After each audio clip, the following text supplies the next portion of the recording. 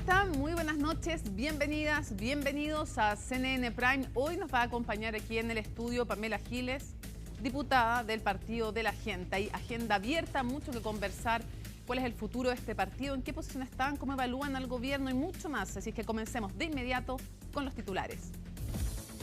La defensa de Galvarino Pablas insistió en que Chile no están dadas las condiciones para un debido proceso. El exfrentista está procesado en ausencia como presunto autor intelectual del crimen de Jaime Guzmán y ayer no fue ubicado en su domicilio en Argentina. Por esa razón, dirigentes de la UDI viajarán con el presidente Kast a Buenos Aires para hacer gestiones. Sigue la polémica sobre el eventual rol de la ministra Trinidad Steiner en la desvinculación de la exdirectora de inteligencia de la PDI, Consuelo Peña. Esto a 4 días de que comparezca ante la Comisión de Seguridad de la Cámara el director general de la Policía Civil, Eduardo Serna, para referirse al caso. Desde la oposición piden que esa sesión sea pública. El gobierno prevé que 450.000 vehículos van a salir de la región metropolitana durante este fin de semana largo, el primero del año. Una de las medidas de contingencia implementadas es el peaje a Luca, que se va a aplicar este viernes entre las 7 y las 10 de la mañana. Carabineros llamó a evitar el exceso de velocidad y el consumo de alcohol si van a conducir. Y en temas internacionales, Donald Trump emplazó a Irán a lograr un acuerdo antes que sea demasiado tarde.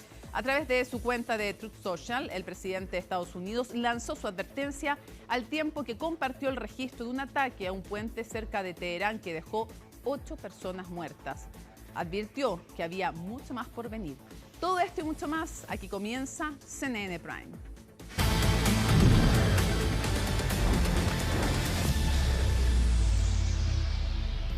Bueno, y justamente en esta previa del fin de semana largo vamos a tomar el pulso a las principales rutas de la capital porque las autoridades han reforzado las fiscalizaciones en los terminales de buses y también en las carreteras en la víspera, como les decía, del fin de semana largo. Sebastián Riz nos cuenta qué es lo que está ocurriendo, cómo se toma el pulso ahí en terreno. Sebastián, te escuchamos.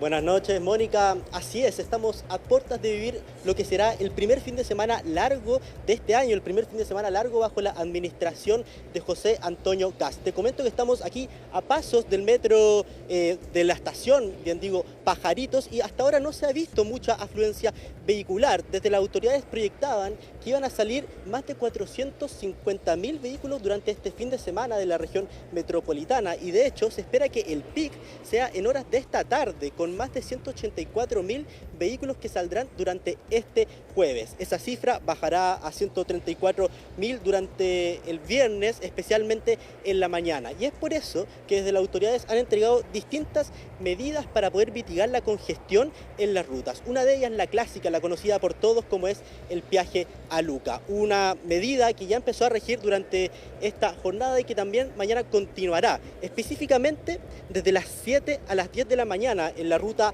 68, ruta 5 norte y la ruta 5 sur también. Un aumento también en las fiscalizaciones se llevaron a cabo durante esta mañana en distintos terminales, un refuerzo del equipo en terreno de Carabineros en las rutas, así que pasemos a escuchar qué es lo que comentaba Carabineros durante esta mañana respecto al aumento de las fiscalizaciones. Efectivamente, Carabineros de Chile ha estado controlando y fiscalizando durante toda la semana, se ha redoblado el servicio. Carabineros tiene constantemente servicio, no solo en este, sino que en los principales terminales de la región metropolitana, servicio que se ha redoblado. Nosotros efectivamente hacemos el llamado a la ciudadanía que utilice los transportes que son fiscalizados y controlados, no así todos los transportes ilegales. No podemos controlar las condiciones en las cuales, ¿cierto?, lo hace el conductor, es decir, con sueño, cansancio, fatiga, consumo de alcohol, consumo de droga y así también las condiciones técnicas del vehículo.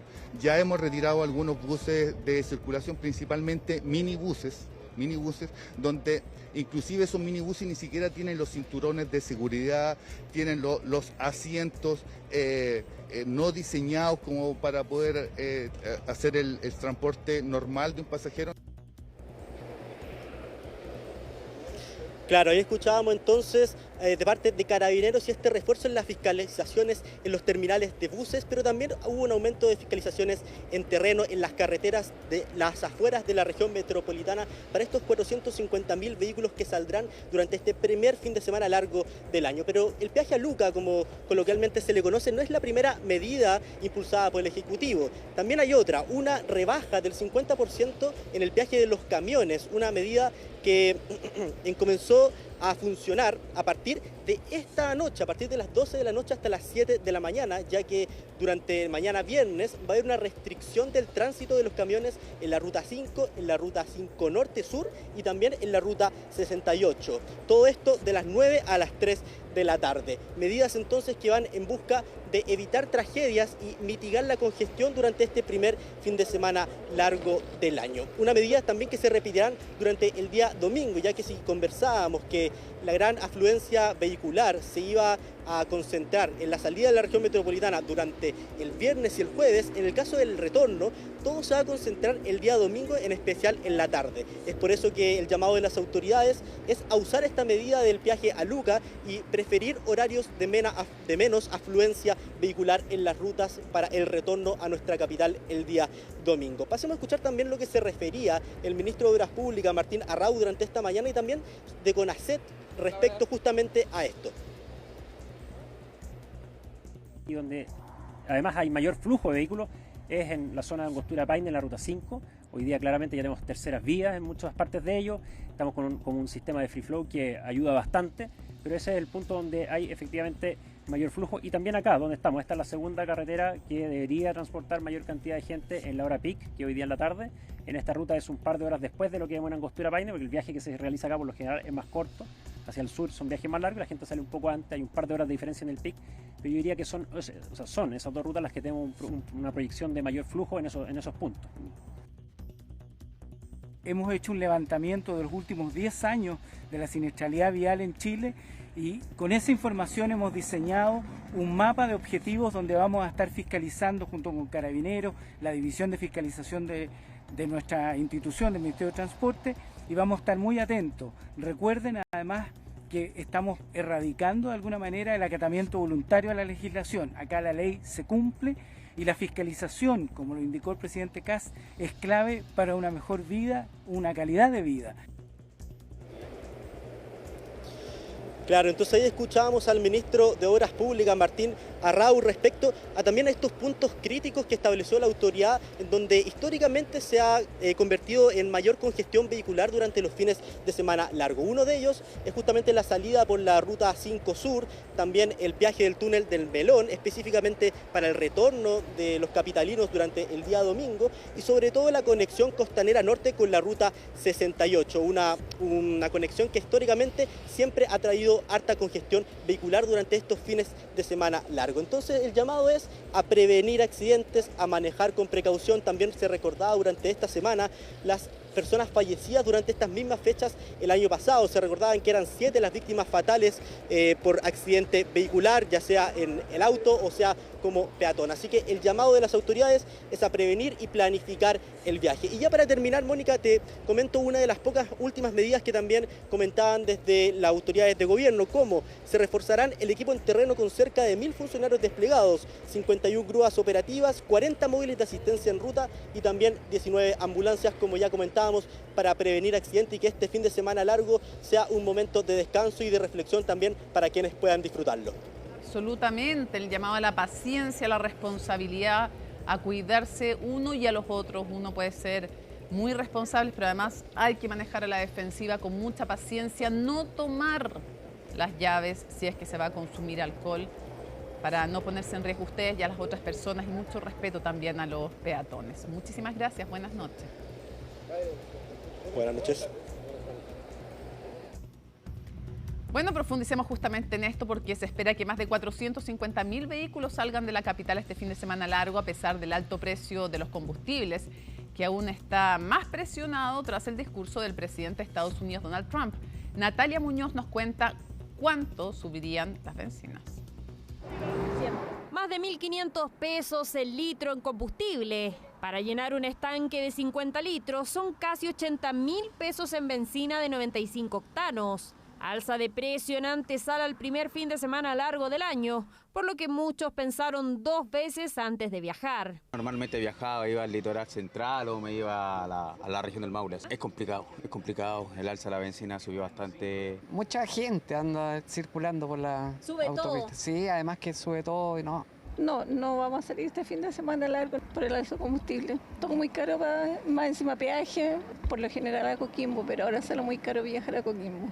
Es que, por ejemplo, para viajar a Coquimbo desde Santiago son más de 460 kilómetros, es decir, 160.000 pesos solo en combustible ida y vuelta, pero si el estanque del vehículo es más pequeño hay que cargar benzina nuevamente. Para destinos más lejanos como Concepción, ahí sí se necesita gastar más. Con más de 500 kilómetros de distancia desde la capital no se llegaría con un solo estanque, lo que complica aún más el bolsillo, aunque algunos ya se resignaron y decidieron destinos más cercanos. Allá Puchuncaví.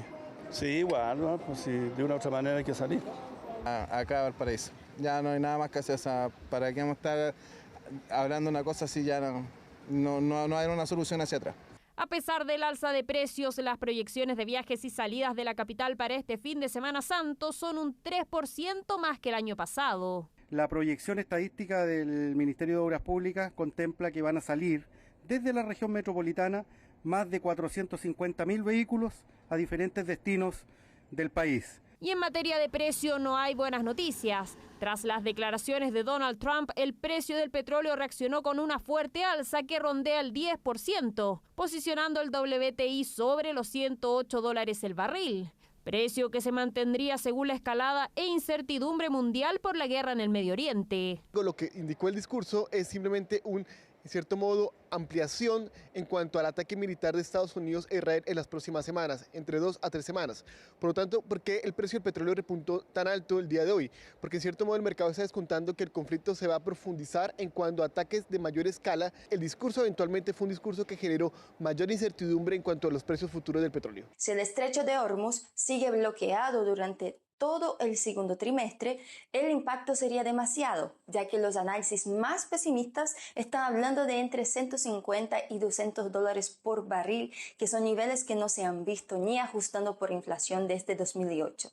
El incremento hasta ahora ha sido significativo. Y en nuestro país, para mediados de abril, nos corresponde otra alza en el precio de los combustibles, la que no será tan fuerte como la reciente. Y esto obedece eventualmente a este mayor tipo, digamos, de cambio promedio, por una parte, y también por un precio del petróleo un poco más elevado. Por ende, ¿qué podríamos esperar de aquí a 2 semanas más, que eventualmente sería el cambio?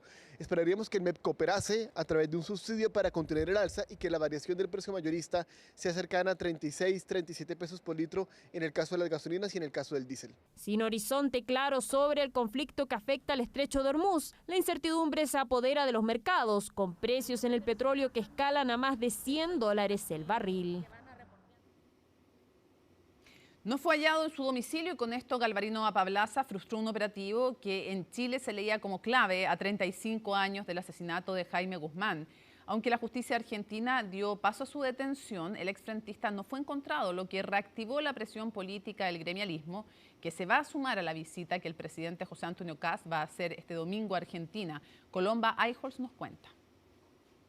Lo que pasó ayer dio fin a 21 años de procesos judiciales. Porque a 35 años del asesinato de Jaime Guzmán se logró dar paso a la orden de detención de Galvarino Apablaza, sindicado como autor intelectual, pero el operativo no logró su objetivo. El exfrentista no fue encontrado en Argentina, reabriendo la presión política y diplomática justo a días del viaje del presidente José Antonio Kast a Buenos Aires. El viaje se mantiene, por supuesto. Valoramos el esfuerzo y disposición del gobierno argentino en ayudar en este tema. Ustedes saben que son Apablaza es un prófugo de la justicia. Estamos trabajando para hacer todo lo que sea necesario para traerlo a la justicia y en esto el gobierno argentino ha sido colaborativo. El camino para esa captura se había despejado el 14 de febrero cuando la justicia argentina le quitó a Apablaza la condición de refugiado político. Luego vino la firma del presidente Javier Milei autorizando su extradición a Chile.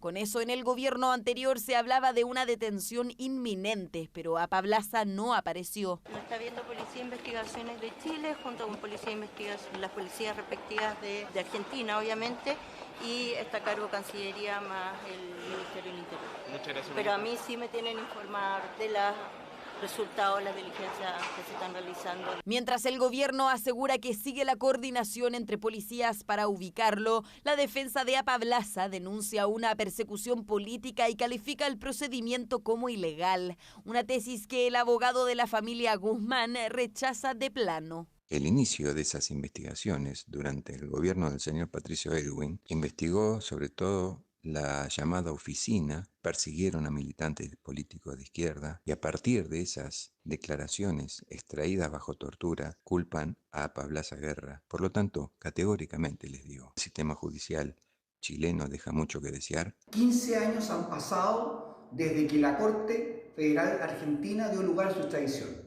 Él ha realizado una serie de gestiones tendientes solo a dilatar su presencia ante los tribunales. Exigimos que Galvarino Apablaza enfrente a la justicia chilena. Una solicitud que la directiva del partido fundado por Guzmán hizo al presidente José Antonio Kast en una reunión realizada en el Palacio de la Moneda, donde además los dirigentes confirmaron que su secretario general acompañará al mandatario a Buenos Aires. Nosotros le pedimos que hiciera sus mejores esfuerzos y sus mejores oficios para poder plantearle al gobierno argentino durante su visita a Argentina que este tema es prioritario. La invitación del presidente Kast es una señal política de lo que para él es relevante y que considero también muy relevante que desde la UDI podamos asistir a su gira presidencial argentina, sobre todo en el marco de lo que ha ocurrido con Galvarino Apablaza. Estamos coordinando reuniones tanto en la embajada como con los abogados chilenos que están llevando la causa en Argentina. Una visita que genera división en la oposición, al igual que el proceso que enfrenta el exfrentista. Estamos hablando de una persona que cuenta con refugio político, una persona que fue un destacado luchador antifascista contra la dictadura civil y militar, y por lo tanto este refugio político, entre otras cosas, lo protege de extradiciones como la que acá se pretende llevar adelante. La justicia tiene que seguir su curso y, por cierto, el gobierno hacer las coordinaciones y acciones que estime pertinente, y me parece que respecto del viaje de José Antonio Kast a Argentina es parte de la tradición de los presidentes en Chile. Todo en la antesala del viaje que el presidente José Antonio Kast iniciará este domingo a Argentina y que tendrá como principal hito una reunión bilateral con su par Javier Milei el lunes en Buenos Aires. Una cita que tras la fuga de Apablaza suma ahora una nueva carga política y diplomática para la moneda. Vamos a otras materias. Este lunes, la Comisión de Seguridad Pública de la Cámara de Diputados y Diputadas va a recibir al director general de la PDI, Eduardo Serna. Se espera que el jefe de la Policía Civil argumente por qué pidió el retiro de la subdirectora de Inteligencia, Consuelo Peña. Su relato podría ser clave para la ministra Trinidad Steiner y los detalles los tiene el informe de Macarena Román. Ministra, ¿va a asistir a la comisión el día lunes para explicar la situación con la PDI? Quedan 3 días para la sesión que podría marcar un antes y un después en el futuro de la ministra de Seguridad. Este lunes, el director general de la PDI, Eduardo Serna, tendrá que hablar frente a parlamentarios sobre la salida de la subdirectora de Inteligencia, Consuelo Peña. Pero la pregunta es, ¿cuáles son las motivaciones? Y eso es lo que nosotros queremos indagar. Si alguien le recomendó, le sugirió, si él conversó de esto con la ministra de Seguridad previamente a desvincular a la señora Peña. Aquí no se trata de seguir alimentando polémicas, sino de conocer la verdad y cerrar esta controversia de una vez por todas, para poder permitir a la ministra de Seguridad que siga trabajando en lo que más importa a todos los chilenos: combatir la delincuencia y el crimen organizado. Porque más allá de su despliegue en regiones, el nombre de Trinidad Steiner ha estado en las primeras páginas no por sus medidas como secretaria de Estado, sino porque ofició a la PDI para recabar información por el traslado de funcionarios de la Policía Civil y porque luego de esa solicitud se pidió el retiro de la entonces subdirectora de Inteligencia.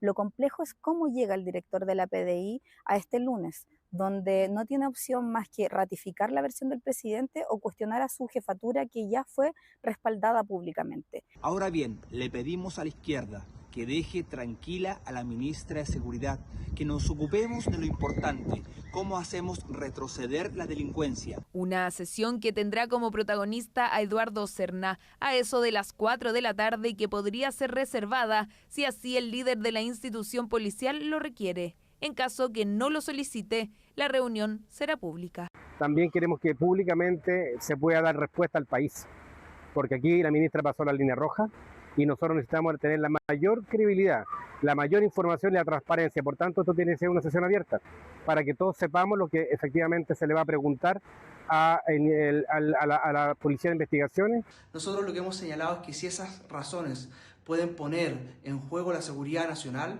lo que corresponde es que esa sesión sea una sesión de carácter reservado al interior de la comisión. Hoy día el estándar tiene que ser la transparencia y hablarle de frente a la comunidad. La única excepción podría ser que el mismo director de la PDI lo solicitase. No solo habrá que estar atentos a lo que pase en dicha comisión, también en menos de 10 días hábiles, el Ministerio de Seguridad y la PDI deberán responder a la Contraloría tras la solicitud de parlamentarios para que la entidad liderada por Dorothy Pérez verifique si la ministra se extralimitó o no en sus funciones. Luego del debate por las primeras medidas del gobierno, desde la oposición buscan impulsar una estrategia y además tratar de avanzar en la unidad del sector, todo esto de cara a las próximas decisiones de la moneda. Para ello, varios sectores trabajan en limar las asperezas que quedaron entre los partidos opositores luego de concluir la administración del expresidente Gabriel Boric. Los detalles con Francisca Cárdenas. Van casi 3 semanas de comenzado el ciclo del nuevo gobierno y fue un inicio con golpe de timón. Las medidas económicas y las polémicas salidas de funcionarios han dejado un flanco abierto para los cuestionamientos, terreno fértil que la oposición busca aprovechar. Aquello ha significado un alza en el costo de la vida que le pagarán las clases medias y los más humildes de nuestro país. Por otra parte, se ha dicho que este país está quebrado. En lugar de empeñarse tanto en generar fisuras al interior del oficialismo, yo invito a los senadores de oposición que trabajen en conjunto, que mejoren los proyectos de ley, que hagan sus aportes en las discusiones políticas y parlamentarias. Y es que los últimos días el foco de las críticas estuvo en el alza de las bencinas, la polémica frase de un Estado en quiebra, y esta semana fueron los despidos de la exdirectora del Cernamec, Priscila Carrasco, y de jefaturas del Plan Nacional de Búsqueda, los que encendieron los cuestionamientos. Desde sectores como el socialismo democrático, estas acciones deben convertirse en el impulso para potenciar la unidad en la oposición, pero parece que no será tan fácil. El propio tono del gobierno, más ideológico, identitario y confrontacional, reduce el espacio para una oposición constructiva, pero eso no explica todo. El problema de fondo es la fragmentación y ausencia de estrategia común que impide construir una alternativa opositora. Oposición que observa el actual mapa político. Ven a Chile Vamos como el sector más dialogante del oficialismo, pensando en futuras negociaciones, teniendo en cuenta además la nueva distribución de fuerzas en el Congreso. Y esto es una muy mala noticia para Chile, porque obviamente en la medida que se toman decisiones extremas, lo que sucede en la oposición es que se comienza a unificar la oposición para oponerse a estas medidas que son tan drásticas. Al senador Vlado Milosevic le quiero decir de forma directa, no se puede ser tan cara dura. Cuando ustedes fueron oposición, le negaron la sal y el agua al gobierno de Sebastián Piñera. Y es que previo al fin del anterior gobierno, la actual oposición tuvo varios quiebres, de los que todavía no se liman las asperezas. Uno de los más álgidos fue cuando el PS suspendió su participación en el grupo de partidos que formaban parte de la alianza de gobierno por las críticas del PC y el Frente Amplio tras el apoyo de los socialistas a la ley Naín Retamal. A eso se suma que la ADC excluyó a ambos partidos de las reuniones. Si no hay un diagnóstico común, se hace más difícil tener acciones o hitos políticos futuros. Algo parecido le ocurrió a la anterior oposición, ¿no? A la derecha, donde le costó mucho tener un diagnóstico común de la derrota en ese minuto del 2021 y por lo tanto los primeros 2 años le costó mucho realizar acciones comunes, ¿no? Pero las controversias no solo han sido entre los conglomerados, también dentro de los mismos partidos, como en el Partido Socialista, donde hubo emplazamientos directos entre la presidenta del partido, Paulina Bodanovich, y la senadora Daniela Chiccardini, luego que esta última pidiera la renuncia del ministro de Hacienda, Jorge Quirós, en pleno debate por el alza de los combustibles. Es importante hoy día tener una unidad de la oposición, una unidad programática para enfrentar lo que viene. Y lo que viene son proyectos de fondo donde ellos están planteando disminuirle los impuestos a los más ricos de nuestro país y hacer que esta crisis que ellos generaron la pague la clase media y los sectores más populares. Mientras un sector respalda endurecer el tono, otros cuestionan que algunas definiciones se realicen sin coordinación previa con sus propios partidos. Todo en medio de una oposición que busca definir pronto una estrategia política frente a un gobierno que ha tomado decisiones riesgosas para el respaldo popular. Hacemos una pausa. Al regreso nos va a acompañar aquí en el estudio la diputada Pamela Giles. Pausa y regresamos.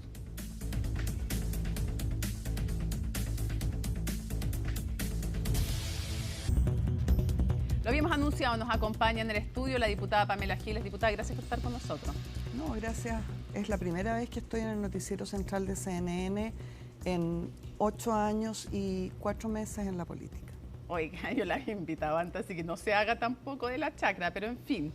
Lo primero que quiero preguntarle, esperamos que sea la primera de muchas, dicen allá arriba además. Lo primero que quisiera preguntarle, para quienes la están viendo entonces, por primera vez aquí en este noticiero, ¿cómo se define? Que yo lo estaba festejando, sí, me pareció un bonito momento. También me parece un bonito momento. ¿Usted cómo se define hoy día? ¿Como una diputada de oposición y de qué tipo de oposición? No, yo no me defino como una diputada de oposición. De partida no existe oposición, así que estaría muy sola. Yo creo que Boric, una de las cosas que hizo fue reforzar el modelo y dejar a lo que hoy día es la oposición en el suelo. Es decir, este gobierno tenía todas las posibilidades de partir muy bien, entre otras cosas porque no tiene oposición.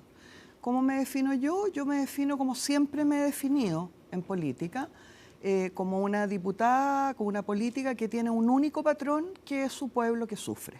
Siguiendo su lógica, si existiera oposición, te dice, estoy siguiendo la lógica de que no existe oposición, si existiera oposición, ¿qué tipo de oposición debiera hacérsele a este gobierno? Mónica, yo lo dije previamente y a pesar de que fui sacada de contexto, incluso a mí me gusta y asumo la cita tal cual era, que era la cita de hacerle la vida a cuadritos al presidente.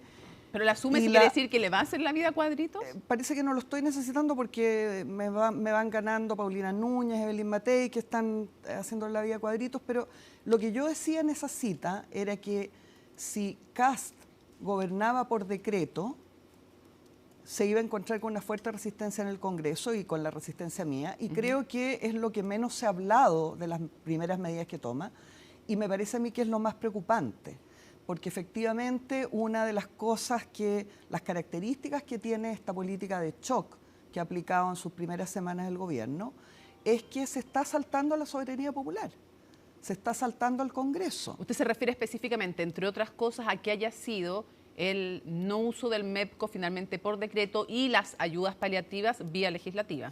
Me refiero centralmente a eso, pero el gobierno ha mostrado una tendencia a actuar por decreto en todo lo que puede. ¿Ya? Va a mandar la reforma tributaria al Congreso porque no le queda otra. Te dice que si no lo haría igual por decreto. Si no lo haría, pero por supuesto por decreto. Y eso tiene un peligro muy importante del que se ha hablado poco. Convengamos que no se ha salido del marco legal. Ha hecho lo que le permite el marco legal.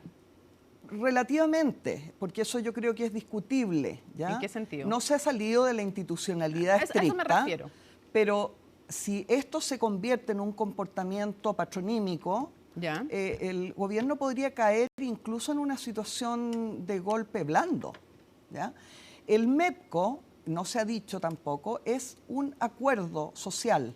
El MEPCO es una ley. Sí, un acuerdo político, un mecanismo acordado por ley. Cierto, por ley, y por lo tanto revela o tiene en sí mismo un acuerdo amplio político y social. ¿Ya? Y al saltarse, además, en la serie de otras medidas que ha hecho el gobierno al Congreso, a mí me parece que hay una falta de respeto a la soberanía popular y a la democracia. Y que si eso se reitera, el gobierno va a estar incurriendo en una situación más compleja. Vamos por varios temas. Lo primero, respecto al MEP. Que como le digo, podría ser incluso hasta convertirse en una especie de golpe blando, digamos. Ahora, para hacer un golpe blando hay que salirse de la institucionalidad. Claro, si se reitera esto de saltarse al Congreso, acuérdese usted, Mónica... Pero usted sabe que la institucionalidad permite muchas cosas por supuesto, sin pasar por el Congreso. Claro, en estricto rigor, si así vamos a la letra específica, es así. Pero si hay un comportamiento de un gobierno en que se salta, ¿usted sabe cuál es el primer poder del Estado? El Congreso, me imagino, ¿no? El Congreso. No es el Ejecutivo, como mucha gente son cree. 3 poderes. ¿Y por qué? Porque ahí radica la soberanía popular. Entonces a mí me parece complejo, peligroso, que este gobierno asuma, con unas medidas que son muy discutibles, me imagino que podremos hablar sobre eso, pero además de eso, que se ha dicho poco, se salta al Congreso. Y aparentemente tenga la intención de reiterar ese comportamiento. Antes que volvamos a ese tema, respecto de las ayudas o medidas paliativas a raíz del MEPCO, porque quiero ya hablar varios temas, entre otros el de la exdirectora del CERNAMEC, pero a raíz del MEPCO se hicieron hasta ahora vamos en 2 paquetes, por decirlo así, de ayudas. ¿Le parecen suficientes o no? Han habido desde el propio oficialismo ideas como IFE, otro tipo de ayudas, algunas han acogido, otras no. ¿Cuál es su evaluación respecto de las medidas que, para algo que convengamos, no es algo que provoque ni este gobierno, ni el anterior, ni ninguno, como una crisis como la de Irán, se produce inevitablemente el alza de combustible, inevitablemente si es que no se palía con el MEPCO, pero dada la situación, las ayudas que se han entregado, las medidas paliativas, ¿le parecen suficientes o no? ¿Y qué esperaría usted? Primero yo me quiero referir al contexto de las medidas paliativas, que es absolutamente necesario, porque lo que hace este gobierno asumiendo es terraplanismo económico. Es decir, implantan una política de shock, ¿cierto? Archiconocida. ¿Y por qué digo terraplanismo? Porque está absolutamente superada por la realidad política en todo el mundo. O sea, en este momento Meloni está congelando las bencinas, Meloni de ultraderecha, ¿ya? Entonces este gobierno intenta implantar un modelo terraplanista que está absolutamente superado por la historia, por la realidad, por la ciencia política, que es el mismo modelo que intentó aplicar Thatcher, Bush, Reagan, que se implantó en Chile a través de una dictadura militar con los Chicago Boys. Ahora, Quiroz dice, pongamos dentro de ese contexto, para poner todos los argumentos sobre la mesa, que las arcas fiscales están muy apretadas y que la posibilidad de endeudarse es algo que no es deseable en el contexto de una deuda que, estando en la mitad de la OCDE, está en el nivel más alto de la historia en 16 años, en los cuales ha ido creciendo, los 16 años ha ido creciendo, y que le parece que no es la forma seguirse endeudando para algo que no sabemos cuánto va a durar además. Claro, dice eso y dice muchas otras cosas más. Parte diciendo, recordemos que la quiebra, en realidad el autor inicial es Quirós. Él dice el día 13 de marzo las arcas fiscales están vacías. No dice no más dice o quiebra, menos vacías. Dijo, yo nunca ocuparía quiebra. De ahí a la claro, pero se contradice a sí mismo porque días antes, el 13 de marzo, había dicho las arcas fiscales están vacías. Si a mí el ministro de Hacienda me dice eso, lo que me está diciendo es algo bien parecido. Usted dice que él es el autor intelectual del concepto. Yo tengo la impresión y la información de que esto fue decidido en los niveles de gobierno y que Quirós participó en esa decisión. En la decisión de decir que el país estaba en quiebra. Sí. ¿Y cómo sale entonces después diciendo...? Bueno, porque genera un problema y genera una reacción que tiene que ver con esto que estábamos comentando, que es la medida. ¿Qué es lo que hacen ellos con este terraplanismo económico? ¿Cierto? Ellos intentan implementar un proceso de aprovechar una situación de emergencia que de alguna manera ellos mismos crean en el país, pero que tiene, por supuesto, un trasfondo mundial, y aplicar un proyecto de máxima beneficio para la élite, y quien paga la cuenta de eso, la clase media, particularmente, y los sectores más vulnerables, ¿ya? O sea, ¿usted cree que el país sí debiera haber contraído deuda para paliar el alza de los combustibles? Yo creo que cualquier alternativa, incluida esa, que no cabe la menor duda, en lo que este gobierno tiene toda la razón, es que efectivamente recibieron el país en una situación muy dramática. En eso yo concuerdo, ¿ya? Pero a mí me parece que es una decisión política opinable, por lo tanto, el saltarse el Congreso, insisto, buscar una medida con la que se salte. Habría sido distinto que este gobierno vaya al Congreso, donde está la soberanía popular, a exponer esta situación. Y que ahí se acordara qué mecanismo. A que lleguemos a un acuerdo. Ya, okay. Y se saltan eso y generan una situación que es muy dramática, Mónica, y que va a significar una cantidad de sufrimiento para la clase media que yo creo que todavía no se ha como cabalmente aquilatado lo que eso va a significar. ¿Usted cree, ya ha habido una baja importante en la popularidad del presidente de la República? ¿Usted cree que esto se va a agudizar en los meses que vienen? Yo no sé cómo se van a manejar los medios de comunicación que pertenecen en general a la élite. ¿Ya? Yo creo que ellos están en una disputa interna muy importante. Creo que a este gobierno le falta orden, que fue justamente lo que ofrecieron. O sea, ¿dónde está el orden portaliano? Por favor. Tienen un ministro del Interior que no asume como ministro del Interior, sino que como Sexpress, porque está dedicado a piscinar votos, Alvarado. ¿Usted está enojado, digámoslo, con Alvarado desde la mesa del Congreso? Mónica, yo no veo la política en términos de enojarme o no enojarme. Yo soy clara. No digo que lo del pirquineo lo dijo ahí, por primera vez. Pero si el Chilote Alvarado es famoso por pirquinear votos, él no tiene otra habilidad política. ¿No tiene otra habilidad política? ¿No será mucho? En mi opinión, hasta donde yo conozco a estos personajes que me dedico a conocerlos, su habilidad política fundamental es el pirquineo de votos, y además entiendo que en eso sigue, porque él en este minuto, Alvarado, es un ministro Sexpress. Ya está reemplazando a un tatita que no hasta ahora no ha logrado dar, yo creo, con la tecla adecuada. Se ha dicho poco también.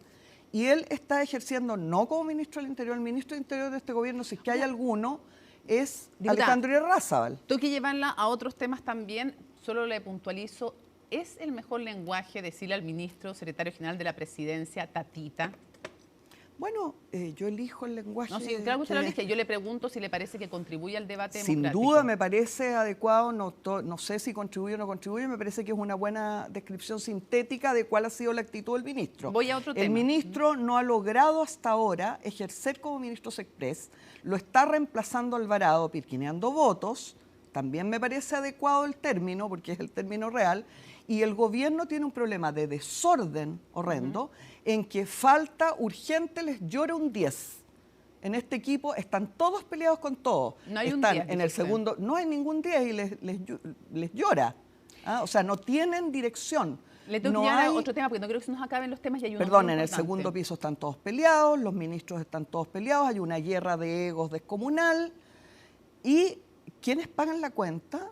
La clase media. La gente que está en este minuto comenzando a sufrir en una cuestión que puede significar, Mónica, yo quisiera poner también énfasis en eso, que podemos caer en una crisis de seguridad energética, además.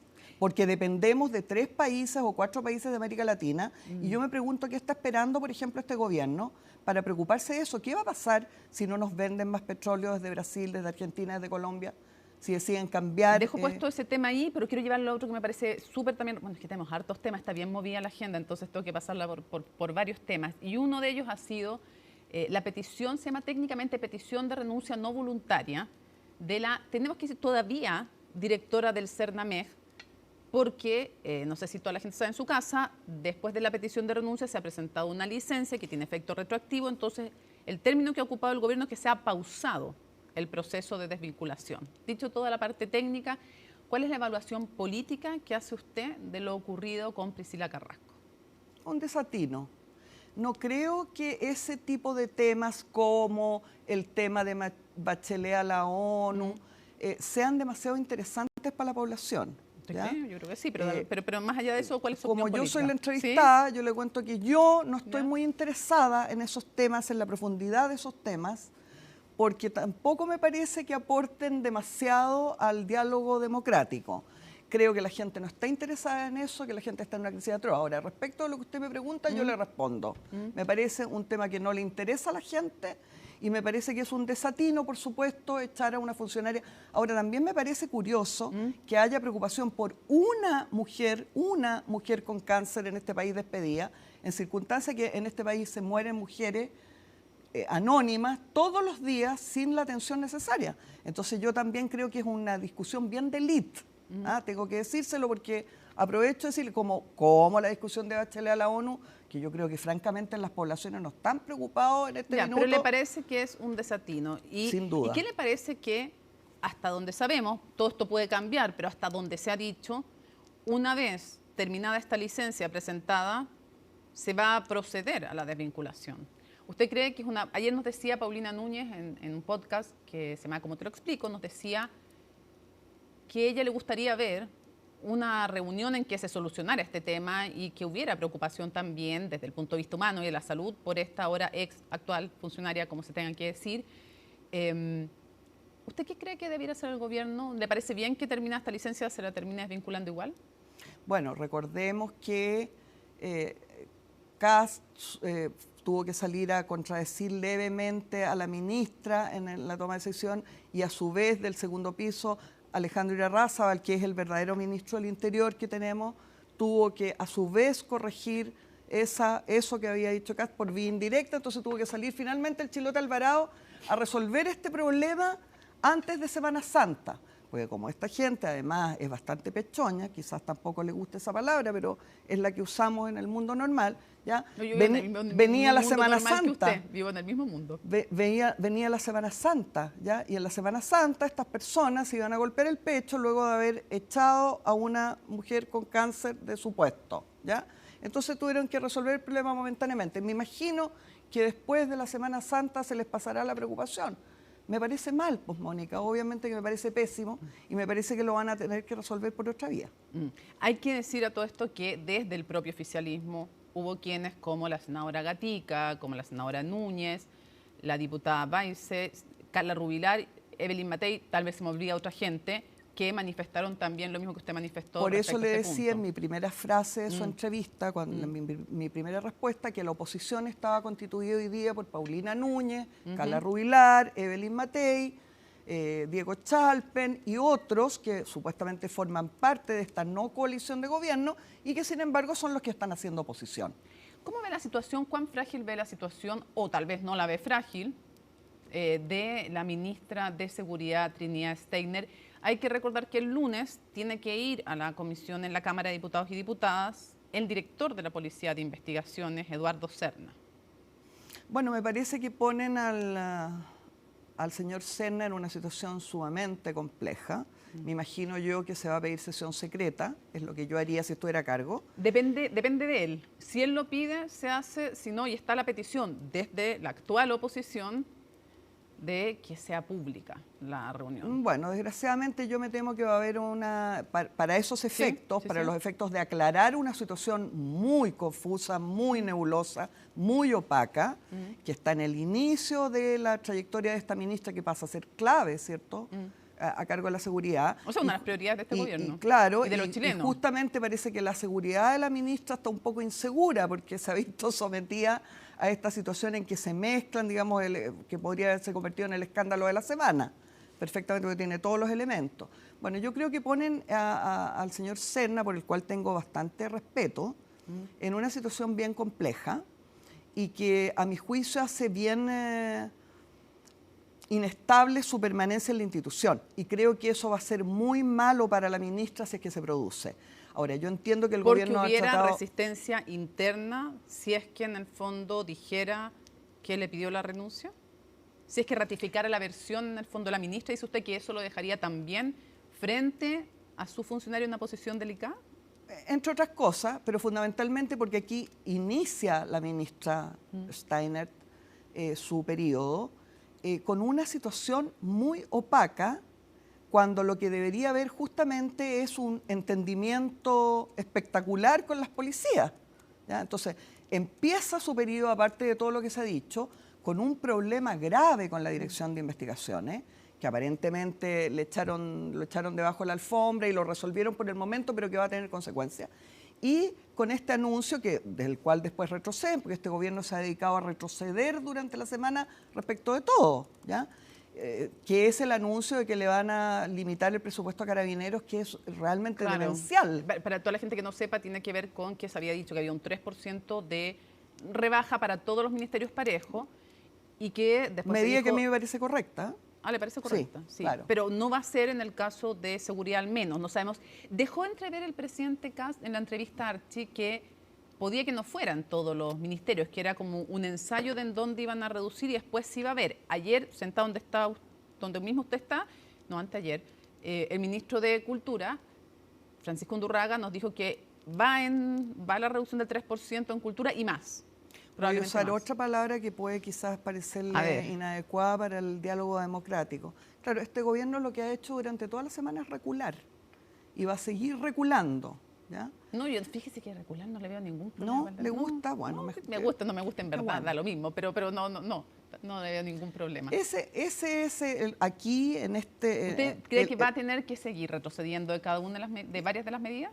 Por supuesto, yo creo que evidentemente en salud y en educación van a recular respecto de esa medida que en principio a mí me parecía adecuada, porque echo también de menos una ética de la austeridad en este gobierno, ¿ya? Que era esperable, y resulta que no veo la austeridad por ninguna parte, ¿ya? La austeridad de la clase privilegiada, de los que gobiernan. ¿En qué no ve austeridad? ¿Qué hubiera esperado? No se bajó el sueldo del presidente y por lo tanto no se bajó el sueldo para abajo de todas las autoridades, incluidas los parlamentarios. Su argumento fue que esto estaba por ley, una ley que se termina dictaminando en el gobierno anterior. Desde la oposición le dijeron, bueno, podría ser una nueva ley que sí le Pésimo argumento, claro. Pésimo argumento. No hay elementos de austeridad. Digamos, el único elemento simbólico de austeridad sería Pía Adriasola sirviendo en una bandeja, en que yo lo que me pregunto es por qué no sirve el presidente. ¿Por qué tiene que mandar la señora? ¿Ah? Si es que la mandó, digamos, o por qué, si se quiere hacer un gesto simbólico, es esta imagen mariana de una mujer que tiene que ir con la bandeja. ¿Por qué no va el presidente a hacer un acto de humildad y a servirle a los trabajadores? Que me parecería mucho más lógico y correcto si es eso lo que se quiere simbolizar. Entonces yo creo que este gobierno tampoco está cumpliendo con un compromiso que es la ética de la austeridad, lo que podríamos entender por hacer un gobierno sobrio, moderado. Y la principal medida que podrían presentar respecto de eso es la disminución del 3% de todos los ministerios, que me parece adecuada. Lo que pasa es que tienen que disminuir donde hay que disminuir. Evidentemente, no hay que disminuir, obvio, en el presupuesto de Carabineros, ni menos del transporte de Carabineros. Ya, pero usted cree que debió haber sido parejo, pero dentro de los ministerios en lo que no fuera esencial. Por supuesto. Ya. Quiero preguntarle también respecto de otro tema que me imagino que le parece relevante y que ha estado en la discusión en estos días, que tiene que ver con derechos humanos, pero dividámoslo, porque no es lo mismo. Son temas distintos dentro del ámbito de los derechos humanos. Uno es la petición de renuncia a 3 altos funcionarios. Dentro del programa de derechos humanos hay varias iniciativas. El plan de búsqueda es uno de ellos. Quiero ver cómo vio eso usted, cómo vio también el hecho de que se detuviera de algo que nunca terminó de hacerse, la idea de expropiar Colonia Dignidad.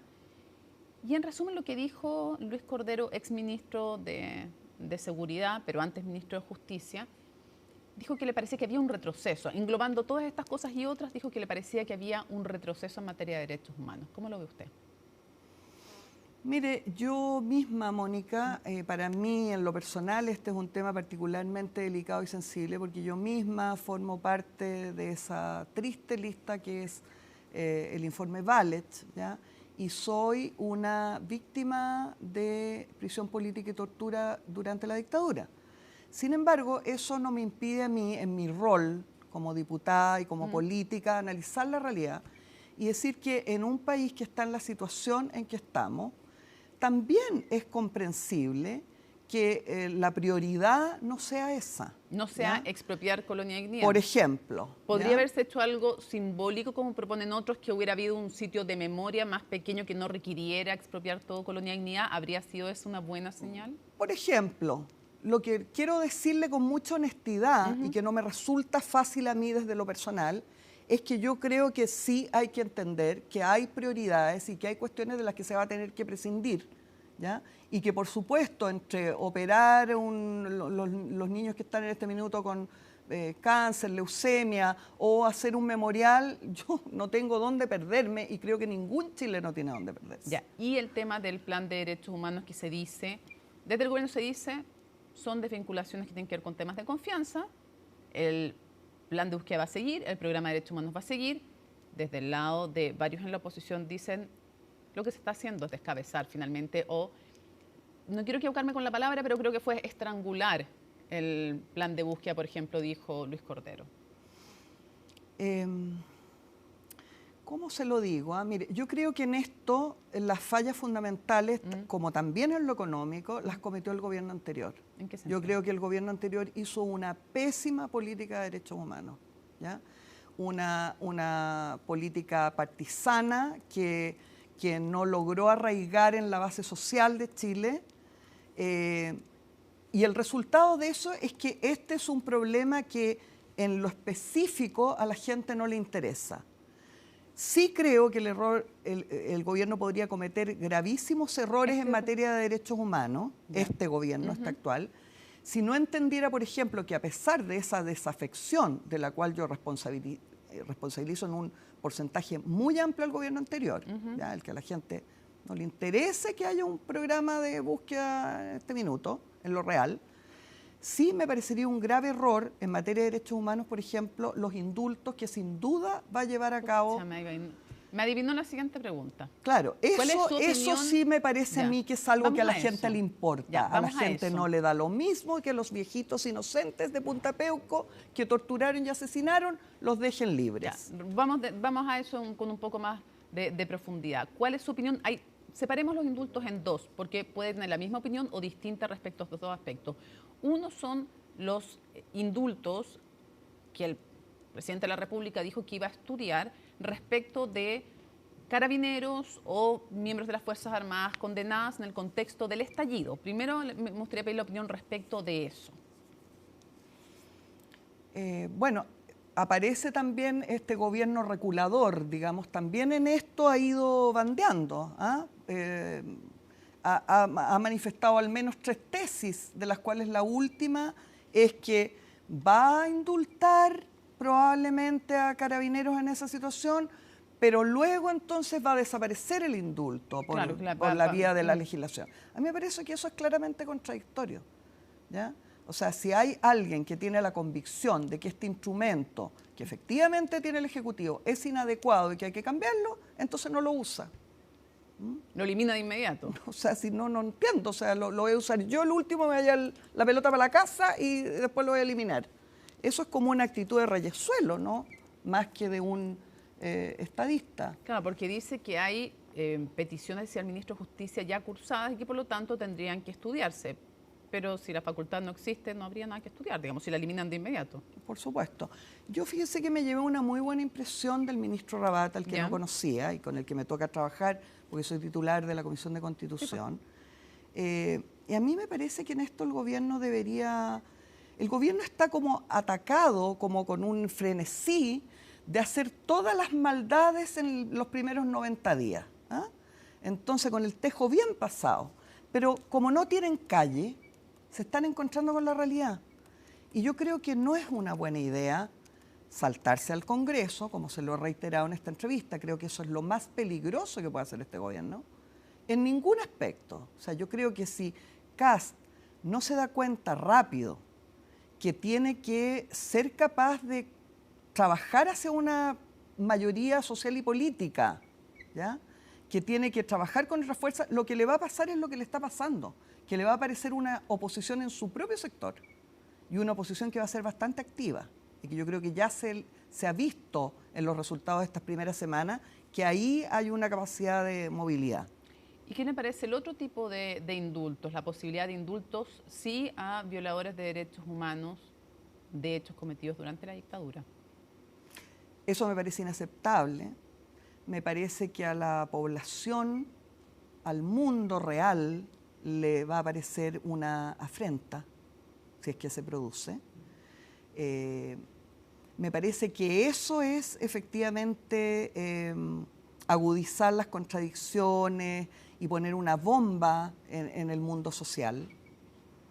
Y me parece además que se contradice, por ejemplo, con los propios argumentos que están usando en el caso de Apablaza, ¿ya?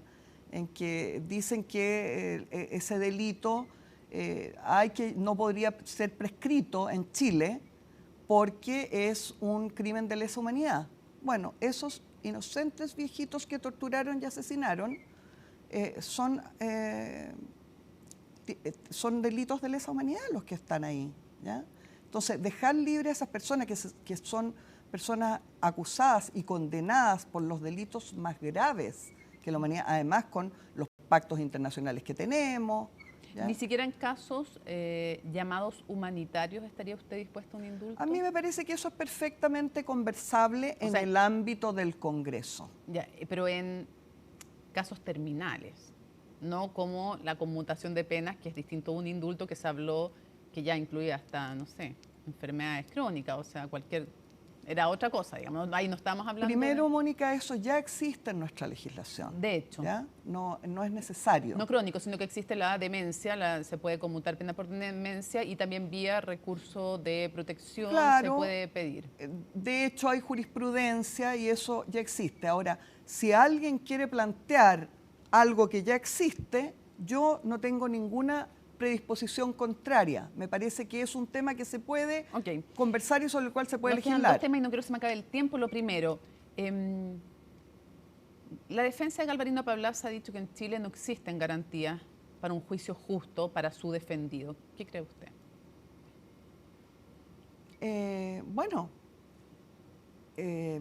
Primero tendrían que tener a Galvarino Pablaza para que tenga algún sentido hacernos esa pregunta, ¿ya?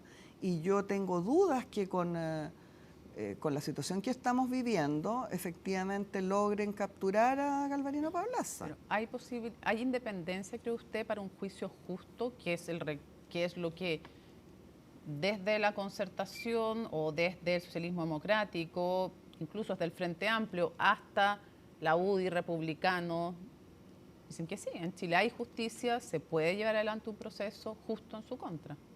Bueno, yo soy diputada, Mónica, y por lo tanto estoy inhibida por una ley orgánica constitucional a referirme a los procesos de la justicia. Lo que quisiera decirle sobre eso es que yo confío en la justicia chilena. Perfecto. Con todos sus defectos, y me parece que un Estado de Derecho que no hay que recuperar, le digo a la ministra Steiner que no es necesario que se empeñe en eso porque tenemos Estado de Derecho hasta donde yo sé. ¿Qué le pareció esas declaraciones? Porque ella dijo en el diario El Mercurio, en el cuerpo de reportaje del domingo, hace un par de semanas, que uno de sus objetivos era recuperar el Estado de Derecho. A mí me parece, me llamó mucho más la atención que la quiebra de Chile. Me pareció, primero fue antes, y me pareció muy llamativo. O sea, que una ministra de Gobierno y la ministra de Seguridad sostengan la práctica que no tenemos Estado de Derecho, porque si tenemos que recuperar, me parece, no sé, paren las prensas, o sea, de verdad, muy curioso. Como yo creo que sí tenemos Estado de Derecho en Chile, yo creo que existen todas las condiciones de la justicia chilena para juzgar a quien haya que juzgar, y quiero recordar que la justicia chilena se rige por el principio de inocencia, mientras no se pruebe lo contrario en un tribunal de justicia. Absolutamente, mientras no haya condena, claro que sí. Quisiera ir cerrando y preguntarle, los retiros. ¿Va a plantear nuevamente un retiro? ¿En qué condiciones? Conversamos hace poco con el jefe de bancada del PDG y él dijo que, habló en plural, dijo, el único tipo de retiro que aprobaríamos, que apoyaríamos, sería uno para extranjeros que quieran sacar sus fondos para volver a su país. Bueno, yo he presentado, Mónica, dos retiros, dos fórmulas de retiro, ambas reformas constitucionales transitorias. Una que es el retiro tradicional del 10% de los fondos previsionales.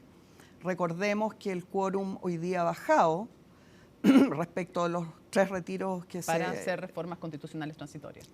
Respecto de los tres retiros anteriores, ¿cierto? Recordemos también que el segundo retiro yo lo hice acompañada por Sebastián Piñera, ¿ya? Y presentamos juntos el segundo retiro. Y recordemos también que el actual presidente de la Cámara de Diputados, el diputado Jorge Alessandri, presentó un retiro por el 100%, que se nos tiende a olvidar. A mí me parece que ese es un instrumento que, dependiendo del grado de la crisis que atravesamos, dependiendo de cuánto se demore en terminar la crisis en Irán y cuáles sean la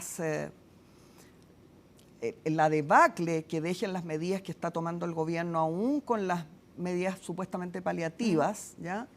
Yo creo que podemos enfrentar una situación muy grave y que podría ese ser un instrumento que tengamos que utilizar. Respecto de lo que diga las críticas de, primero, que la mayor cantidad de gente ya no tiene fondos, y segundo, la inflación que provoca un retiro. Bueno, lo primero es mentira, existe, si quiere le doy la cifra exacta, más de 12 millones de chilenos que tienen fondos previsionales suficientes para hacer un retiro de la cantidad que se propone, ¿ya? Respecto de la inflación, es una larga discusión que a mí a estas alturas me tiene chata, ¿ya? El propio Banco Central ha dicho que no se le puede adjudicar a los retiros, a los 3 retiros que existieron hace más de 6 años que no tenemos un retiro, ¿ya? No se le puede adjudicar más de 1/3, ¿ya? El propio Banco Central, la señora Costa, que me imagino que será muy respetada por todos, yo no le voy a alegar a la señora Costa, y yo tengo otra versión, ¿ya? Tengo la versión obvia y lógica de que hubo la misma inflación del 14% en todas partes del mundo, donde les juro que yo no fui a Alemania, en Estados Unidos, a hacer ningún retiro. Bueno, no fue pareja el 14%, en unos más, en otros menos, son contextos distintos, pero como se nos acaba el tiempo y espero poder conversar en otra ocasión yo le pido, por favor, le voy que a me dar la deje... parte final, pero quiero agregar algo, a ver si en esa parte final lo puedes cerrar. También no tiene hoy día, bueno, nunca se sabe lo que pasa mañana, pero hoy día no tiene votos para una iniciativa de este tipo. No tengo votos ni pretendo tenerlos, porque una cosa es presentar un proyecto y otra es tramitarlo. Yo no he hecho ningún esfuerzo por tramitarlo. Lo que sí me interesa, y qué bueno que me da el espacio para poder decirlo, es el otro proyecto de retiro que he presentado, que se refiere a una posibilidad de estimular la migración. Recordemos que este gobierno puso una cuenta de migrantes regresiva, que se iban a ir, cuenta regresiva, y no se ha ido ninguno. Es más, siguen ingresando por la frontera montones, ¿ya? Y no se ha ido un solo migrante en las 4 semanas que llevamos. Entonces, yo he presentado un retiro para estimular justamente que se devuelvan a su país los migrantes con sus fondos previsionales, con unas condiciones adecuadas, ¿cierto? Y tengo la información de que el gobierno tiene la misma idea. Curiosamente nos va a pasar lo mismo que con el expresidente Piñera. O sea, ¿van a patrocinar su proyecto? Yo espero que lo patrocinen, me imagino. Uno propio? Yo me imagino que no irán a presentar uno paralelo y hacer como que este no existe. Entonces, sobre todo porque estamos hablando, ¿cierto?, de la necesaria colaboración entre fuerzas políticas, y justamente mi intención es ayudar al gobierno de Kast, que le ha sido esquivo a su medida de poder expulsar inmigrantes, hasta ahora no lleva ni un expulsado. Me parece que esta es una excelente idea, y desde aquí, Mónica, si usted me lo permite, llamo al gobierno a que patrocine este excelente proyecto que puede significar que efectivamente muchos migrantes dejen el país por propia voluntad. No respecto a este último punto de la invitación, sino de que usted quiera ayudar al gobierno, denotamos todos una ironía de quien dijo que le quería hacer la vía Cuadrito con condiciones. Ya explicó usted al comienzo en qué circunstancias podía hacer la vía Cuadrito. Pamela Giles, muchísimas gracias por acompañarnos. Espero que no sea la última vez en CNN Prime. Muchas gracias a usted, Mónica. Hacemos una pausa. Ah, no, seguimos. Bueno, y comenzamos contándoles que hoy empezó a funcionar la Fiscalía Supraterritorial. Bueno, esto es un nuevo organismo que busca indagar organizaciones de crimen organizado que operen en varias regiones del país. Serán, en primera instancia, 15 fiscales quienes van a integrar este equipo persecutor, y los detalles, la explicación la tiene Juan Cristóbal Chatón. A poco más de 6 meses de promulgada la ley que la creó, este jueves se dio inicio al funcionamiento de la Fiscalía Supraterritorial, unidad del Ministerio Público que asumirá investigaciones de crimen organizado y alta complejidad que abarquen en más de una región del territorio nacional. Esto principalmente a través del análisis de fenómenos criminales y trabajo de inteligencia, todo liderado por el fiscal Miguel Ángel Orellana, quien antes de ser nombrado en el cargo ejercía como fiscal de alta complejidad de la Fiscalía Regional Metropolitana Oriente. El énfasis de la investigación va a ser al crimen organizado, causas de alta complejidad vinculadas con el crimen organizado, de carácter transnacional y en general todas aquellas que requieran una dirección supraterritorial. Tenemos la facultad de abocarnos determinadas causas, determinados casos de las regiones, pero esa no va a ser la principal herramienta de generación de investigaciones, va a ser el proceso de análisis de fenómenos el que lo va a generar. Es aportar una suerte como de visión de helicóptero, ¿no? Cuando usted está acá en la tierra y ve este entorno, no tiene la capacidad de ver el panorama completo. Lo que va a aportar la Fiscalía Supraterritorial es eso, es ver el panorama completo del país, y entonces su función específica, ¿no?, es coordinar y también impulsar causas propias que persigan organizaciones que operan, tanto en distintas regiones y junto con aquello también a nivel transnacional. Por ahora, la Fiscalía Supraterritorial tendrá una dotación de 15 fiscales, lo que dentro del plazo de un año aumentará a un total de 35, incremento que se suma a la reciente promulgación de la Ley de Reforzamiento del Ministerio Público, que aumentará la planta de fiscales en 205 cupos dentro de los próximos 4 años, buscando reforzar la capacidad de la persecución penal. Esto, sin embargo, no es suficiente, estiman desde la Asociación de Fiscales, mientras que desde la Defensoría Penal Pública apuntan a la necesidad de reforzar el resto del sistema judicial. A ver, nosotros hemos señalado desde hace mucho tiempo que los fiscales estamos superados o con sobrecarga laboral por la cantidad de ingresos que tiene nuestro país. Se han dictado 2 leyes, tanto la de la Fiscalía Supraterritorial como la de fortalecimiento que se publicó el día de ayer, que aumenta la dotación de fiscales a 205 más. Nosotros estamos muy contentos con eso, pero también estimamos y debemos advertir que es insuficiente para los ingresos que ha presentado nuestro país, que han ido en aumento progresivo. La Fiscalía Supraterritorial, para efectos de la persecución del crimen organizado, es un avance importante, pero como siempre lo hemos dicho y como también lo ha destacado la presidenta de la excelentísima Corte Suprema, el sistema procesal penal, como su nombre lo indica, es un sistema. Para que funcione debe fortalecerse integralmente y creemos que aún está pendiente en el debate público el equilibrio del sistema, entregando dotación y recursos también a la Defensoría Penal Pública. Para el correcto desarrollo de las investigaciones a cargo de esta unidad, se tomarán medidas, entre ellas la reserva de todas las causas, al igual que de la identidad de los persecutores, para resguardar su seguridad. ¿Sabía usted que el mayor porcentaje de agua utilizada en la minería es reciclada o recuperada? Esta es tarea de las empresas químicas que cumplen un rol fundamental en la industria. Les contamos más en la siguiente nota de Federico Molina. Muchas veces es llamado el vital elemento, fundamental para la vida, pero también para el progreso. El agua y su tratamiento son hoy pilares indispensables de la industria nacional. Solo para dimensionarlo, la minería utiliza unos 73.000 litros por segundo, el equivalente a tener más de 450.000 duchas abiertas al mismo tiempo. Un desafío de escala monumental que exige proveedores a la altura.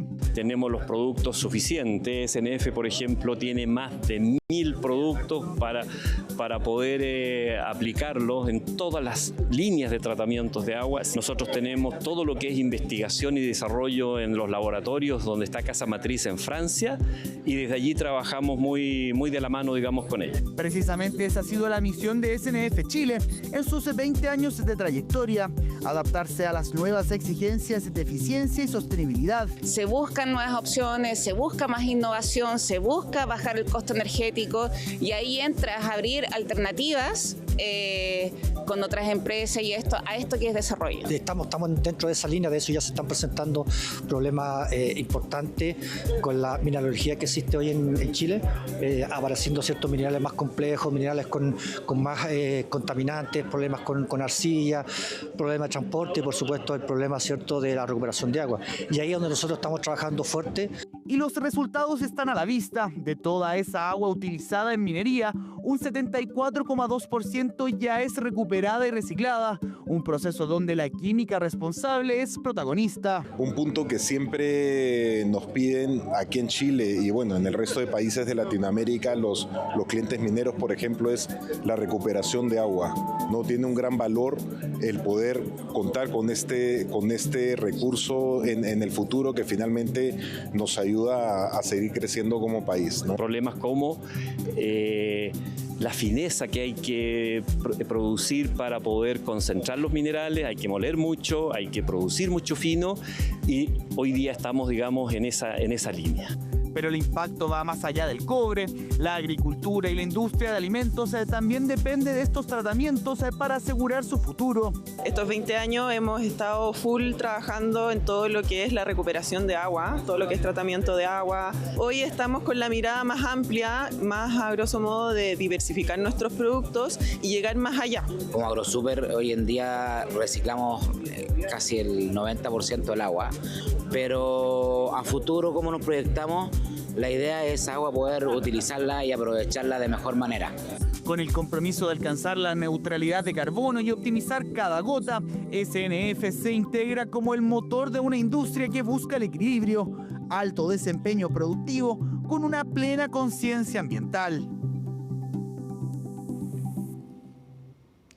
El reconocido sitio Taste Atlas reconoció al melón con vino como uno de los mejores cócteles hechos con esta bebida. ¿Cuál es su historia?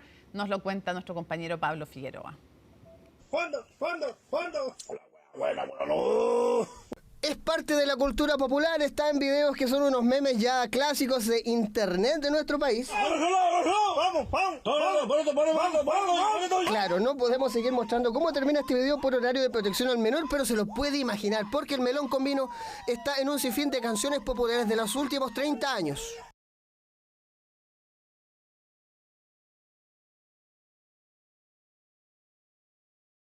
El melón con vino siento que es mucho más veraniego, es más portable, es más chileno y viene del disco Marca Chancho, que la particularidad es que terminamos este disco en Los Ángeles, en el estudio Westlake, donde se grabó el Thriller de Michael Jackson, y en ese estudio fue plasmada esta canción tan chilena del Durán y el Melón, y estoy muy contento de que este brebaje nacional sea conocido internacionalmente porque queda muy rico. De hecho, nosotros en esa época hacíamos cumpleaños y en vez de torta teníamos un melón con vino. Y ese mismo cóctel, ese que vimos en un meme, ese que escuchamos en canciones, esa misma preparación salió segunda en la lista Taste Atlas según los mejores cócteles que hay a lo largo del mundo y que acaba de ser informada este 2026. Solo tenemos una especie de empate con la sangría. Estamos compitiendo contra la sangría. Es un trago que tiene una larga tradición como cóctel con vino. Es tremendo. O sea, la sangría tiene siglos de antigüedad versus el melón con vino, que digamos que dentro de todo, si bien es una tradición en Chile, no alcanza el siglo de existencia como tal. Considera que por lo menos para la zona central, durante los años 80 recién comenzó a llegar con fuerza el melón tuna con el que se hace esta bebida. Y eso ayudó a popularizarla.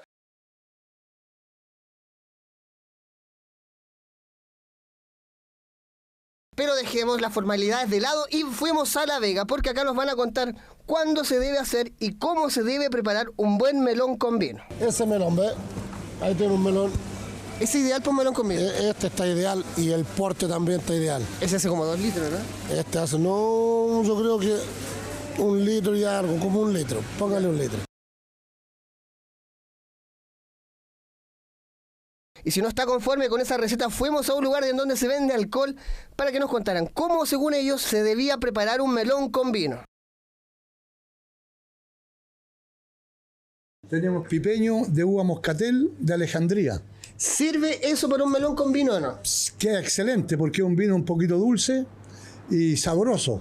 Se le saca la parte de arriba al melón, se sacan las pepas y se le echa el vinito. El sabor del vino, la base del vino que traen acá donde los hermanos Rivas, que es como artesanal, y el sabor del vino, el sabor del melón tuna, es una exquisitez.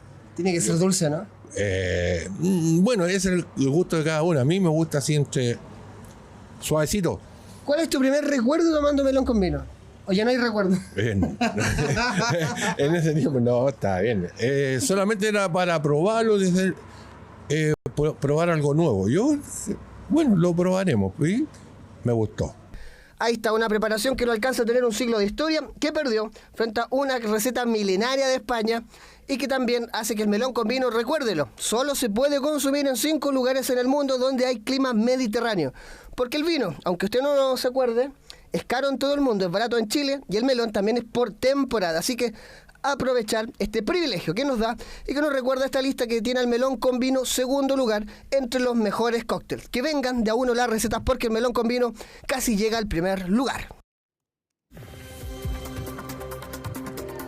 Momento de revisar las noticias internacionales aquí en Conexión Global en CNN Prime. Lo vamos a hacer, como ha sido por cierto la tónica en estas últimas semanas, con la mirada puesta en el Medio Oriente, pero con declaraciones y publicaciones en rigor del presidente de Estados Unidos, Donald Trump, respecto de los esfuerzos que se han estado llevando a cabo en estas últimas jornadas entre estas 12 naciones para poder conseguir cierto tipo de acercamiento en medio de esta guerra que ya cumple y va a cumplir por lo demás 6 semanas este fin de de semana. Y aquí con Trump, que instaba a través de su cuenta en Truth Social a Irán a llegar a un acuerdo antes de que sea demasiado tarde. Y con ello también la publicación de este video que están viendo ustedes allí en pantalla. Es la destrucción del puente B1 que costó unos 400 millones de dólares a Irán y que era destruido durante esta jornada, y con ello también, según señalaban los medios iraníes, se dejaban 8 personas fallecidas y un centenar de personas que resultaron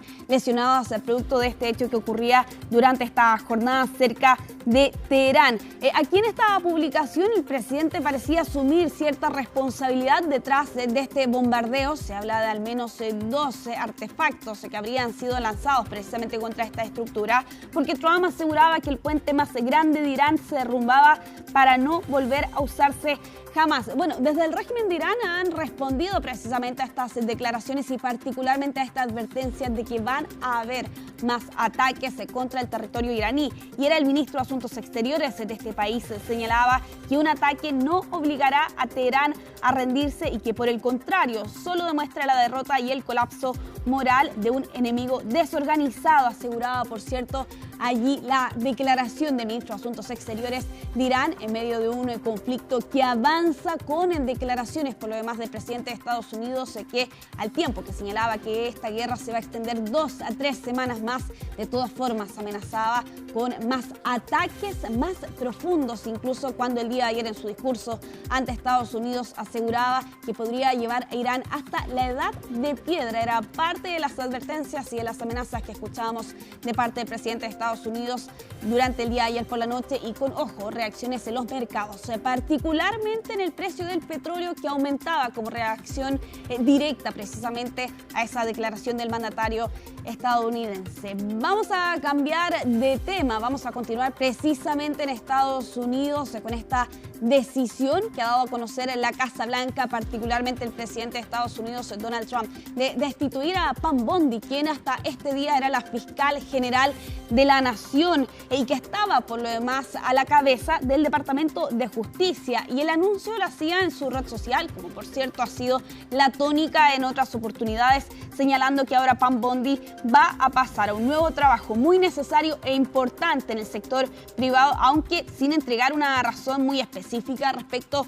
de su salida, al tiempo que de todas formas aprovechaba un par de líneas para elogiar a Bondi, a quien calificaba como una gran patriota estadounidense y una amiga leal. Lo cierto es que algunas fuentes se plantean que aquí en rigor Donald Trump estaba frustrado por lo que había sido el manejo de Pam Bondi al mando del Departamento de Justicia, entre ellos por el manejo del caso de los archivos de Jeffrey Epstein, donde en su momento Bondi aseguró que existía una especie de listado sobre su escritorio, pero que esas declaraciones finalmente se terminaban por borrar hasta cierto punto, y con ello también habría una situación bastante compleja para la Casa Blanca, y con las exigencias de que se divulgaran los archivos y los documentos relacionados con este caso.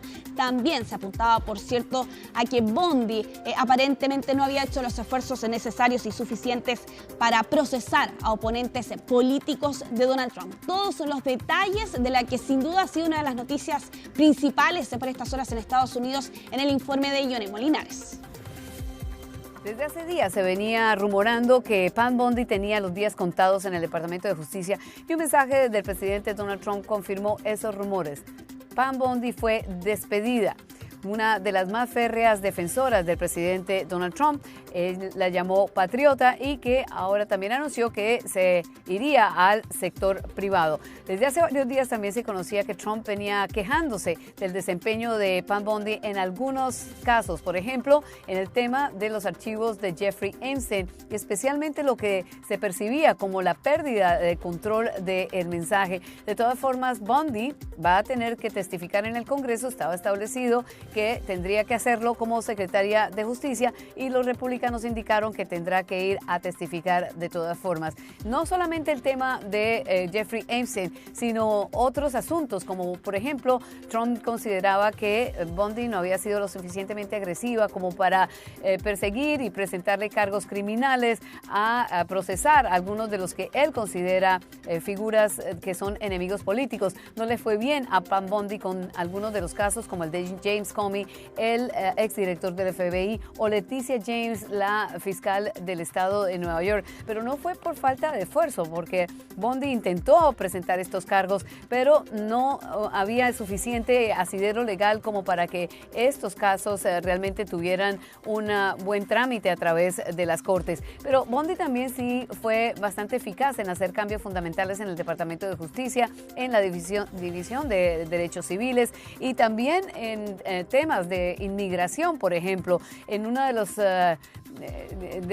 momentos más importantes de Pam Bondi, cuando, dice ella, ha logrado hacer cambios trascendentales en este Departamento de Justicia. Es la segunda salida importante en el gobierno de Donald Trump en su segundo mandato, pero a diferencia de la exsecretaria de Seguridad Nacional, Kristi Noem, que recibió un cargo menor, Pam Bondi se va más bien al sector privado. Por ahora, el presidente indicó que el subsecretario actual de Justicia, Todd Blanche, que además fue abogado defensor de Trump en algunos casos legales, será ahora el secretario de Justicia encargado de un departamento que ha cambiado drásticamente, un departamento que debe tener una cierta independencia, pero que los críticos indican Bondi se encargó de borrar esta línea de la independencia, mientras también es un departamento de justicia que se encarga de avanzar otros intereses del gabinete y del gobierno de un presidente. Pero por ahora vendrá el momento de la incertidumbre y de las apuestas sobre quién puede ser el nuevo secretario de Justicia.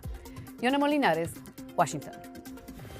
Vamos a cambiar de tema. Esta noticia ha generado bastante sorpresa. Está relacionada con las escaladas que se hacen al Monte Everest y con lo que hasta este momento las autoridades están investigando como una trama de corrupción. Y esto es porque lo que se ha estado indagando es respecto a intoxicaciones a escaladores y excursionistas que buscan subir el Everest. ¿Cómo? Se estarán preguntando ustedes. Bueno, al provocar o simular síntomas de mal de altura, y esto por medio de la alteración de alimentos o de bebidas. Particularmente lo que planteaba esta investigación indagatoria es que se utilizaba bicarbonato sódico para generar náuseas, debilidad, mareo, que están relacionadas precisamente con los síntomas del mal de altura. Se estarán preguntando por qué esto. Bueno, para forzar rescates de emergencia, ya sea con helicópteros y con tratamientos médicos, y con ello finalmente defraudar a las aseguradoras. Se trata de toda una red que estaría asociada desde el rescate primario con helicópteros y finalmente los hospitales,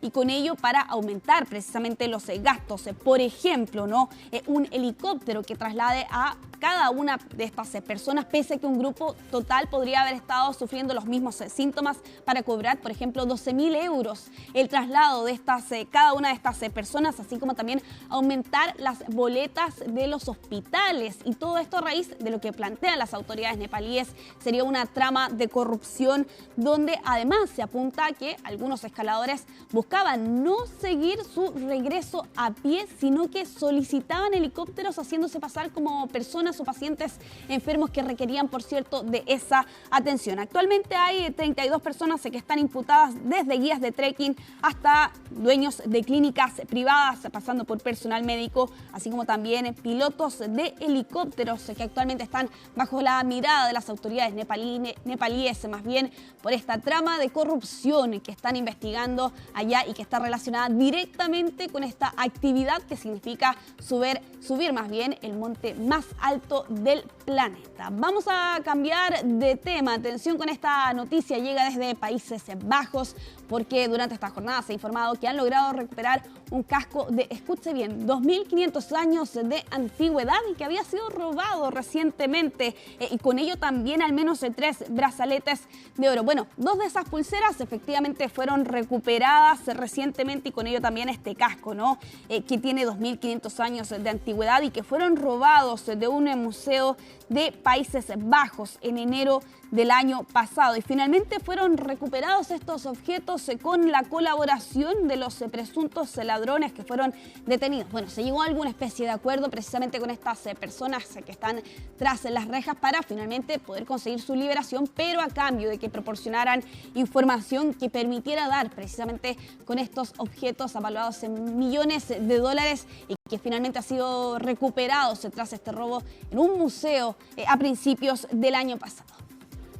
Vamos a ir cerrando esta revisión internacional aquí en Conexión Global en CNN Prime con una noticia que llega desde Estados Unidos, en lo que ya se califica como un verdadero giro de guión, esta verdadera trama cruzada con la actriz Blake Lively y quien es también su compañero de reparto y director de la cinta Romper el Círculo, Justin Baldoni, porque aquí se ha desestimado la mayor parte de la demanda de la actriz contra precisamente quien fue su compañero de reparto en esta película que se estrenó en 2024. ¿Qué ha determinado la justicia? Bueno, el juez desestimó 10 de las 13 causas. Estamos hablando de difamación, conspiración y acoso, pero mantiene, por cierto, aquí incumplimiento de contrato, posibles represalias que él haya tomado a raíz de esta denuncia y complicidad de dichas represalias. Bueno, aquí de todas formas, pese a que la mayor parte de estos casos han sido desestimados, de todas formas este juicio va a continuar en el mes de mayo, 18 de ese mes. Entonces es cuando vamos a ver ese juicio en medio de una larga batalla judicial, así como también declaraciones en la prensa y redes sociales de estas dos figuras del espectáculo en Estados Unidos. Con esta noticia nos vamos a una pausa. A regreso ya estará con ustedes Mónica Rincón. Que tengan buena noche.